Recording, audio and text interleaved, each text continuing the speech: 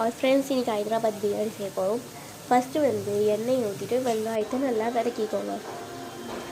Next அரிசி, கொத்தமல்லி, புதினா இது எல்லாத்தையும் போட்டுவிட்டு அந்த பட்டையில் அவங்க பாக்கெட்டில் என்னென்ன இருக்குமோ அதெல்லாம் போட்டுக்கோங்க. இதில் வந்து சிக்கன், தயிர், மிளகா, கரம் மசாலா, அப்புறம் மிளகாத்தூள், உப்பு இதெல்லாம் கலந்துக்கணும். அப்புறம் இஞ்சி பூண்டு பேஸ்ட்டு. அப்புறம் பார்த்திங்கன்னா இந்த கலரில் வெங்காயம் வெந்திருக்கணும். அப்புறம் திரும்பி நம்ம சாப்பாடு பார்க்கலாம். அடுத்து பார்த்திங்கன்னா அதை அப்படியே வடிகட்டி எடுத்து வச்சுக்கணும். வெங்காயத்தை கொஞ்சம் வடிகட்டி எடுத்து வச்சுக்கோங்க. வடிகட்டிக்கோங்க நல்லா. வடிகட்டி எடுத்து வச்சுட்டு பார்த்திங்கன்னா இந்த மாதிரி கலரில் மாறிடும். நெக்ஸ்ட்டு நம்ம கலக்கி வச்ச சிக்கனை கொட்டிக்கலாம். ஃபஸ்ட்டு சிக்கனை கொட்டிட்டு ஒரு வாட்டி மிக்ஸ் பண்ணி விட்ருங்க. நல்லா மிக்ஸ் பண்ணுங்கள். சிக்கன் வந்து உடஞ்சிராமல் ரொம்ப இதுவாயிராமல் மிக்ஸ் பண்ணணும்.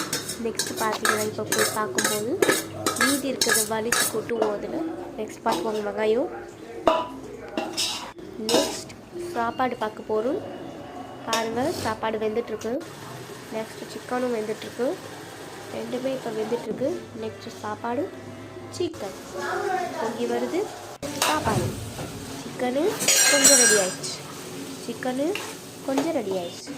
எல்லாம் உள்ளே போய் பாருங்கள். அப்படியே இந்த கரண்டி வழியாக சர்க்கஸ் வைப்பாங்க. இது என்னோடய ட்ராயிங். நல்லா இருந்தால் கமெண்ட்டில் சொல்லுங்கள். நெக்ஸ்ட் சாப்பாடு கொட்டிக்கலாம். அங்கே பண்ணி வச்ச சாப்பாடு. இதில் சாப்பாட்டில் என்னென்ன கலந்துருக்கோன்னா புதினா, கொத்தமல்லி, பட்டை அவங்க பேக்கெட்டில் இருக்க எல்லாமே. அப்புறம் அவ்வளோதான் சாப்பாடு. பாஸ்மதி ரைஸ் இதை போட்டு நல்லா நீங்கள் மிக்ஸ் பண்ணிக்கணும். இப்படி பரப்பி விட்ருங்க எல்லா சைடும் வரா மாதிரி நல்லா.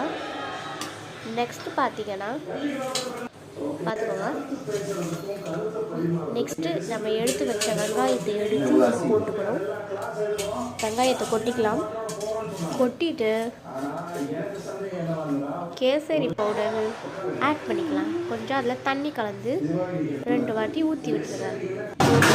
இதை போட்டு மூடி வச்சுட்டு கொஞ்ச நேரம் கழிச்சு பார்த்தா ரெடி.